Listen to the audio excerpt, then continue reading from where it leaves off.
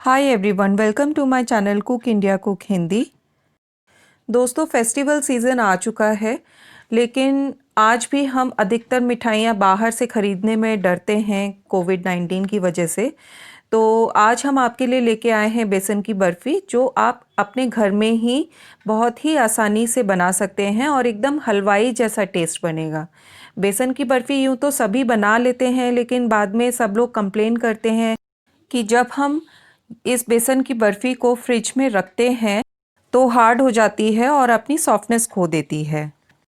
अगर आप इस ट्रिक के साथ बेसन की बर्फ़ी बनाएंगे तो डेफिनेटली कभी भी हार्ड बर्फ़ी नहीं बनेगी।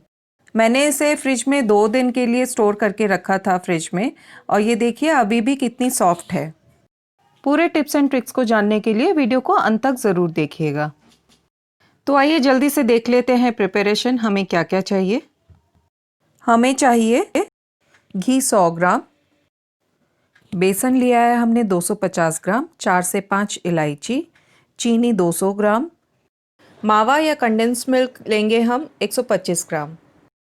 अब सबसे पहले एक पैन में मैंने लगभग 80 ml पानी लिया है और इसमें चीनी डाल दी है, और साथ में मैंने डाला है कुटी हुई इलायची। चीनी को हम अच्छे से घुलने देंगे इसमें, और जब चीनी अच्छे से घुल जाएगी तब हम इसमें थोड़ा सा ऑरेंज कलर मिक्स कर देंगे, लगभग 1 पिंच, और इसे अच्छे से मिक्स कर लेंगे। इसकी हमें चाशनी बनानी है 1 तार की। मुझे लगभग 7 से 8 मिनट लगे हैं चाशनी तैयार करने में। अब एक कटोरी में रूम टेम्परेचर पे मैं पानी ले रही हूँ। ये बिल्कुल नॉर्मल पानी है, और इसमें मैं चाशनी की कुछ ड्रॉप्स डाल दूँगी। ये जेली की तरह अगर बन रहा है कटोरी में तो इसका मतलब हमारी चाशनी बिल्कुल तैयार है। अब एक कढ़ाई में मैं बेसन को ड्राई रोस्ट कर लूँगी। ड्राई रोस्ट करना ज़रूरी इसलिए भी है क्योंकि आटा कोई भी हो उसके अंदर कहीं ना कहीं से मॉइस्चर आ ही जाता है। तो ड्राई रोस्ट करने से उसके अंदर का मॉइस्चर निकल जाएगा और बेसन हमारा अच्छे से रोस्ट हो पाएगा। जब इसमें से अच्छी सी एक खुशबू आने लगेगी तब इसमें मैं धीरे धीरे करके पिघला हुआ घी डालना स्टार्ट करूँगी। सबसे पहले मैंने यहाँ पे 4 से 5 चम्मच पिघला हुआ घी डाला है और इसे अच्छे से मिक्स कर लूँगी। एक साथ घी डालने पे बेसन थोड़ा हैवी हो जाएगा, मिक्स करना थोड़ा मुश्किल हो जाएगा, इसीलिए मैं घी इसमें थोड़ा थोड़ा करके बैचेस में डालूँगी। मैंने लगभग 3 बैचेस में घी डाला है, और घी में इसको हमें अच्छे से भून लेना है। बेसन की भुनाई करने में हमने फ्लेम को लो रखा है, क्योंकि लो फ्लेम पे बेसन अच्छे से भुन भी जाएगा और ठीक से पक भी जाएगा।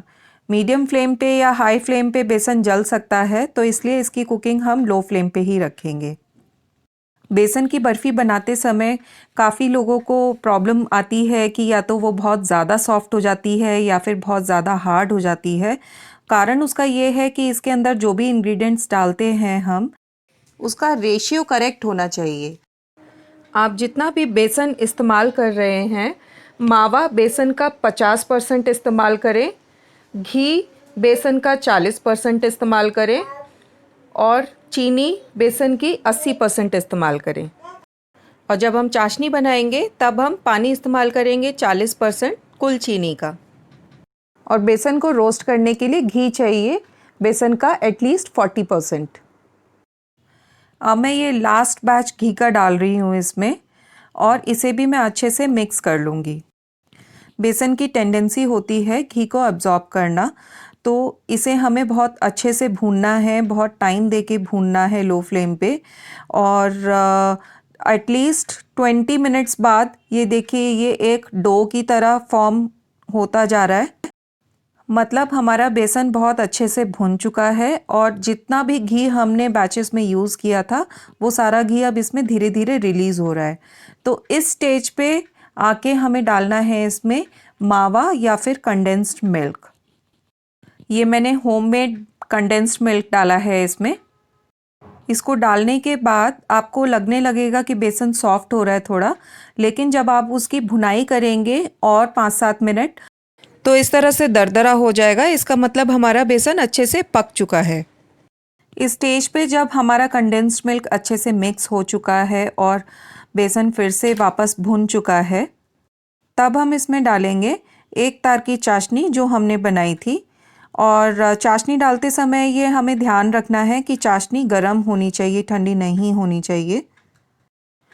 इसके बाद इसे हम अच्छे से मिक्स कर लेंगे और जब ये अच्छे से मिक्स हो जाएगा तो इसकी भी हम लगभग 2 या 3 मिनट के लिए भुनाई करेंगे।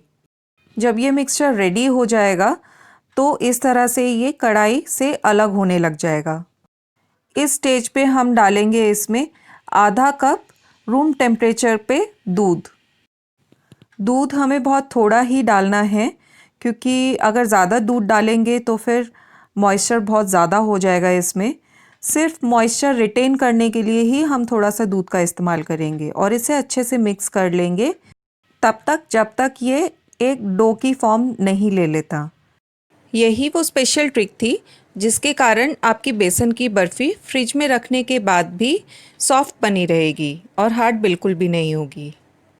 डो की फॉर्म में ये आ चुका है। अब हाथ में मैं थोड़ा सा मिक्सचर लेके चेक कर लूँगी कि ये एक आकार ले पा रहा है या नहीं। ये आकार बिल्कुल ले पा रहा है, एक छोटी सी गोली मैंने बनाई है। अब ये बर्फ़ी बनाने के लिए एकदम रेडी है।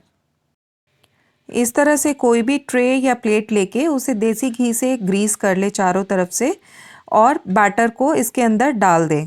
बैटर को हमें गरम गरम ही डालना है इसके अंदर, नहीं तो फिर बेसन जम जाएगा और फिर हम बर्फ़ी नहीं बना पाएंगे। बैटर डालने के बाद स्पून या स्पैटुला की हेल्प से इसे हम एक बराबर कर लेंगे। इसके बाद इसकी गार्निशिंग में हमने सिल्वर वर्क यूज़ किया है। आप चाहें तो किसी भी ड्राई फ्रूट्स के साथ आप इसकी गार्निशिंग कर सकते हैं। और इसमें मैं नाइफ़ से एक मार्किंग कर लूँगी कि मेरे को कितने बड़े पीसेस चाहिए। आप अपने हिसाब से इसमें मार्किंग करके कट करके आप इसको फ्रिज में सेट होने के लिए रख दें लगभग 1 घंटे के लिए। मैंने तो इसे ओवरनाइट के लिए फ्रिज में रख दिया था। अब मैं आपको दिखाती हूँ ओवरनाइट के बाद भी ये कितनी सॉफ्ट और कितनी अच्छी बनी है। ये देखिए, इसी तरह सारे पीसेस हम एक प्लेट में निकाल लेंगे। अब मैं आपको एक पीस इसमें से तोड़ के भी दिखाती हूँ। ये देखिए, है ना कितना सॉफ्ट, एकदम बाज़ार जैसा टेस्ट बना है इसका। आई होप आपको ये स्वीट डिश ज़रूर पसंद आई होगी और अगर आपको पसंद आई है तो मुझे कमेंट बॉक्स में कमेंट करके ज़रूर बताइएगा। मेरे चैनल को अगर सब्सक्राइब नहीं किया है तो आप प्लीज़ मेरे चैनल को सब्सक्राइब करें। सब्सक्रिप्शन एकदम फ्री ऑफ कॉस्ट है और बेल आइकन को प्रेस करके रखिएगा जिससे कि आपको मेरी हर वीडियो की नोटिफिकेशन ऑन टाइम रिसीव होती रहे। Thank you for watching my channel cook India cook Hindi. फिर मिलेंगे हम नेक्स्ट टाइम एक न्यू डिश या न्यू रेसिपी के साथ। Till then take care, good bye.